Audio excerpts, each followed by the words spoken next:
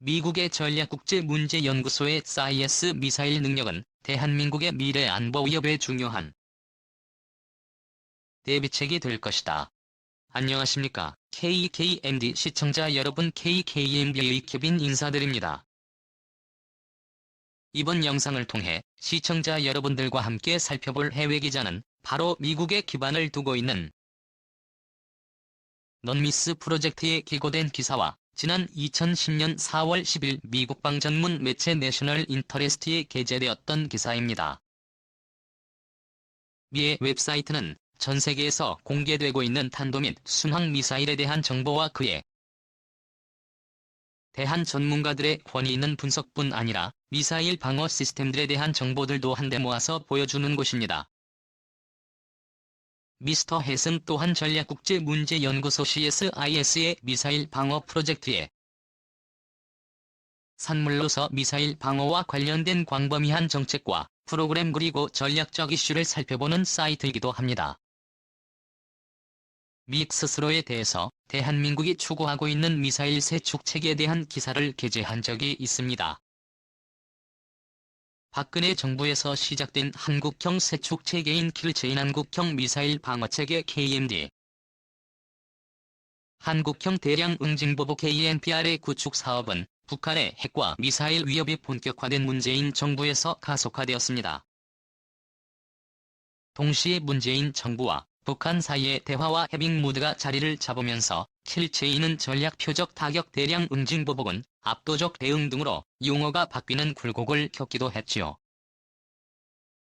그럼에도 불구하고 한국형 세축체계는 여전히 추진되고 있으며 2020년도에도 6조의 예산이 배정되어 있습니다.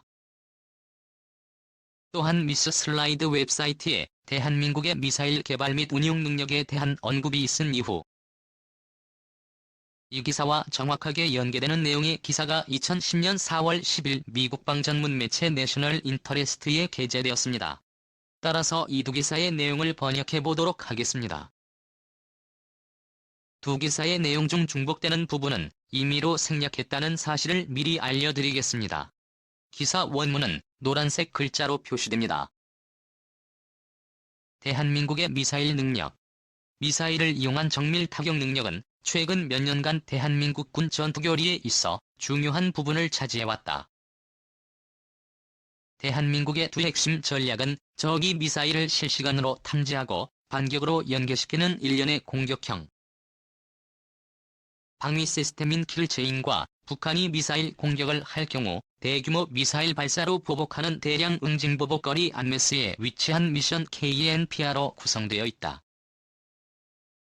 북한의 공격을 선제적으로 탐지하고 반격 또는 응징하기 위해서 대한민국은 정밀 유도탄 운용 능력과 정찰 자산에 크게 의존할 수밖에 없으며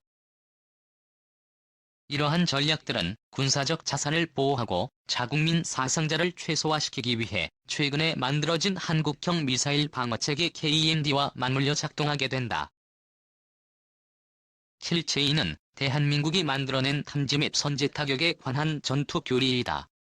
대한민국의 정보 및 감시 자산은 북한의 군사적 정치적 상황을 지속적으로 감시하고 있다.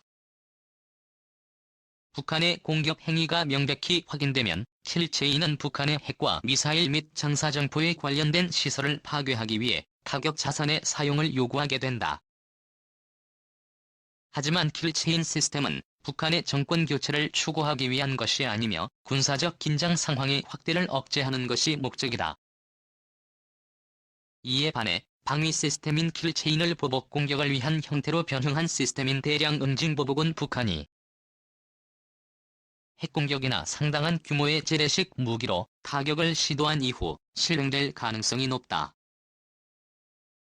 대량 응징보복 게임은 킬체인과는 달리 북한의 핵미사일 장사정포 관련 시설을 목표로 하는 것에도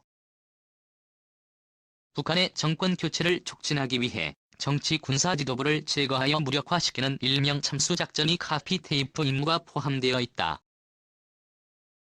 비록 대량 응징보복 게임 PR이 실행된 이후에도 북한과의 지상전을 피할 수는 없을 것으로 보이지만 한반도에서 분쟁이 발생할 경우 전쟁 개시 초기 몇 시간은 매우 중요한 시기라는 점에는 이의가 없으며 대한민국의 미사일과 미사일 방어 시스템이 가장 적극적으로 활용되는 시기도 바로 이 시간대이다. 대한민국의 미사일 프로그램은 또한 남북한 패러다임을 벗어나 중국의 침략 가능성에 대한 반접근 지역 거부의 듀얼리티 전략의 틀을 제공할 수도 있다. 대한민국의 관료들은 세계적 강대국으로 떠오르고 있는 중국과의 관계를 낙관하고 있지만 이것은 상황에 따라 언제든 바뀔 수 있다. 중국이 남중국 해와 대한민국의 서해에서 벌이고 있는 자국적인 군사행동들 사드 배치에 대한 보복 조치로 이루어진 한국 기업들에 대한 경제 제재, 북한에 대한 중국의 정치적 경제적 지원들과 예상하지 못한 사건 등으로 인해 중국과 대한민국의 관계는 부정적인 영향을 언제라도 받을 수 있다. 이러한 상황 속에서 대한민국이 지니고 있는 뛰어난 미사일 운용 능력은 미래에 있을지도 모르는 안보 위협에 대항할 수 있는 중요한 대비책이라는 사실을 입증할 기회가 조만간 생길지도 모른다. 여기까지가 미스 웹사이트에 게재되었던 기사를 번역한 내용이었습니다. 이어서 2020년 4월 10일 미국방 전문 매체 내셔널 인터레스트에 게재되었던 기사 내용을 번역해 보도록 하겠습니다. 이해부터 사우스 코리아 스토니, 스미스우드 스탁 노스 코리아 만약 한반도에 전쟁이 발생한다면 이 미사일들이 북한을 초토화시킬 것이다. 해성3 순항미사일 해성3는 대한민국의 해성미사일 시리즈의 최신판으로 2013년 도입되었다. 터보엔진으로 구동되는 해성3는 대한민국에서 가장 멀리 날아갈 수 있는 미사일 중 하나이다. 사정거리는 1,500m이며 재래식 고폭탄탄들을 탑재하고 있다. 대한민국의 대량 응징보복 전략에 발맞추어 개발된 해성3는 높은 정확도를 보유하고 있어 탄도미사일의 정확성을 나타내는 원형 공산 오차가 1에서 3m에 이른다. 이를 쉽게 풀어서 설명해보자면 해성3 미사일이 특정 목표 지점에서 1m 내지 3m 범위 내로 탄착할 가능성이 50%에 이른다는 뜻이다. 이러한 성능치가 비록 인상적이지 않게 들릴 수도 있겠지만 다른 많은 미사일의 원형 공산 오차는 수십 미터로 측정되는 것이 일반적이다. 이런 이유로 해성3는 매우 정확한 미사일이며 따라서 북한 지도부에 대한 참수작전을 실행함에 있어 이상적인 미사일이라고 할 수 있다. 해성3는 자매지 미사일로서 잠수함 어뢰관에서 발사된다. 해성3는 발사 후 수면까지 상승하는 방수 용기로 둘러싸인 채 얼음 안에 장전되고 이 방수 용기는 압축가스를 사용하여 해성3를 물 밖으로 밀어낸다. 이러한 발사 방식은 수직발 사관을 가지고 있지 못한 대한민국의 구형 잠수함에서도 해성3 미사일을 운용할 수 있게 만들어준다. 여기서 언급하고 있는 수직발 사관을 가지고 있지 못한 대한민국의 구형 잠수함이 바로 손권이 잠수함입니다. 서호급 잠수함의 무장 능력을 인터넷으로 찾아보시면 현무3 순항 미사일을 발견하실 수 있는데요. 의외로 최성3 미사일은 언급되지 않는 경우가 많습니다. 그래서 저도 헷갈렸고 많은 분들이 헷갈려 하실 것 같은데요.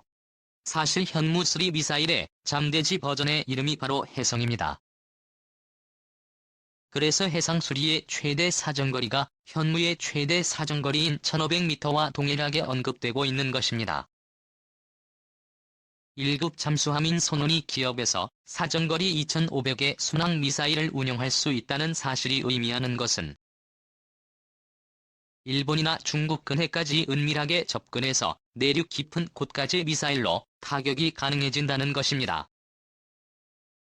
그래서 일본과 중국이 가장 경계하는 대한민국 무기체계 중에 하나가 바로 잠대지 버전의 현무 쓰듯이 다른 말로 해성3 미사일입니다. 현무스비 순항 미사일. 현무 계열의 미사일들은 정확도, 사정거리 그리고 탄두 탑재량 크기 등에서 꾸준히 개량되어 왔다. 첫 번째 파생형인 현무3A는 500km의 사정거리를 지니고 있으며 평양을 타격하는 것이 가능하다. 하지만 평양보다 더 먼 거리에 있는 미사일 기지를 타격하기에는 사정거리가 부족하다. 현무수리비는 현무수비 이보다 2배 더 긴 사정거리를 보유하고 있어 북한 내라면 어느 곳이나 타격할 수 있다. 현무수리시는 현무수리비와 거의 같은 특성을 지니고 있을 것으로 예상되지만 지상을 기반으로 하는 것이 아니라 해상을 기반으로 한다는 점에서 차이가 있다. 현재 개발 중인 최신형 미사일 현무3D는 사거리가 약 3,000km에 이르는 것으로 알려지고 있어 대한민국에게 중국에 있는 목표물도 타격할 수 있는 능력을 부여하게 될 것으로 보인다. 목표물 타격의 정확성을 통한 전쟁 억제력 확보라는 대한민국 전략에 호응하여 현무3와 현무3B의 원형 공산 5차 CP는 3m 정도로 만들어져 있는데 놀랍게도 현무3 C형은 원형 공산 5차 CP가 그보다 더 낮은 2m 미만일 수도 있어서 현무3는 아마도 한반도에서 가장 정확한 명중률을 지닌 미사일이 될 것으로 보인다. 중국에 대한 우려 대한민국의 가장 주요한 안보상의 관심사는 국경을 접하고 있는 북한이라는 사실은 누구나 알고 있다. 이는 대한민국이 만든 대다수 미사일의 사정거리가 북한 영토를 벗어나지 않고 있다는 사실에 반영되고 있는데 특히 북한의 북쪽 국경 너머 즉 중국까지 사정거리가 닿는 미사일은 그리 많지 않다. 대한민국이 만든 미사일들의 이러한 높은 명중률은 마음만 먹는다면 북한 지도부를 일소에 제거해버리는 참수작전이 얼마든지 성공 가능하다는 명백하고도 믿을 만한 증거가 될 수 있으며 따라서 북한 지도부를 다소 주춤하게 만들지도 모른다. 또한 중국과 상대적으로 평화롭고 끈끈한 경제적 이해관계에 얽혀있는 관계를 유지하고 있음에도 불구하고 대한민국이 장거리 미사일 공격 능력을 나날이 증가시켜가고 있는 정황으로 볼 때 대한민국은 아마도 중국을 잠재적인 영내 경쟁국으로 보고 있을 가능성이 크다.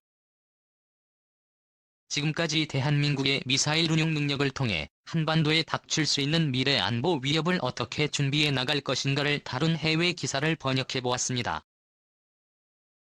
해외 기사 번역을 하며 자료를 찾던 중 우연히 인터넷 언론 오마이뉴스 2020년 4월 23일자 첨단 무기 쓸모없다. 그동안 사회 안전망에 써라는 제목의 기사를 읽으면서 여러 가지 생각에 빠져들었습니다. 이 영화참여연대 평화군축센터 활동가는 이 글에서 한국형 세축체계를 공격적인 무기체계라고 칭하며 그에 투자되는 예산 6조 원을 국민의 생명과 안전에 배분하라고 주장했습니다.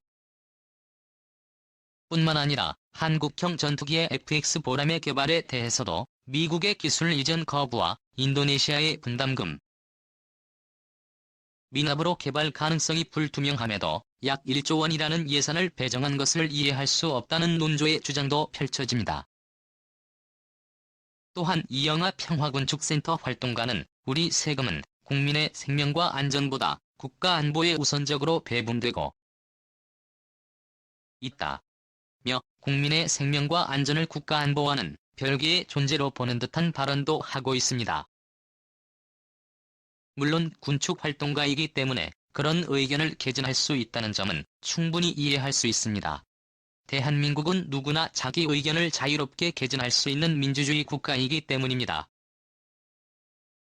하지만 다른 사람의 눈치를 보지 않고 내 의견을 자유롭게 표현하는 자유마저도 내 나라가 없다면 보장받을 수 없습니다. 나라 없이 2000년을 떠돌아다녔던 유대인들은 홀로코스트라는 인종적 비극을 경험해야 했으며 불과 1세기 전에 일본에게 나라를 빼앗긴 우리도 많은 비극을 경험해야 했습니다. 결국 국가안보와 국민의 생명과 안전 보장은 결코 분리될 수 없는 동전의 양면과 같은 존재라는 뜻입니다. 북한은 공군 전력 현대화에 실패하면서 대한민국 공군에 비해 절대적인 열세에 놓여 있는 상황입니다. 정면 승부로는 승기가 없다고 판단한 북한은 지대공 미사일을 통한 방공망에 모든 자원을 쏟아붓기 시작했습니다.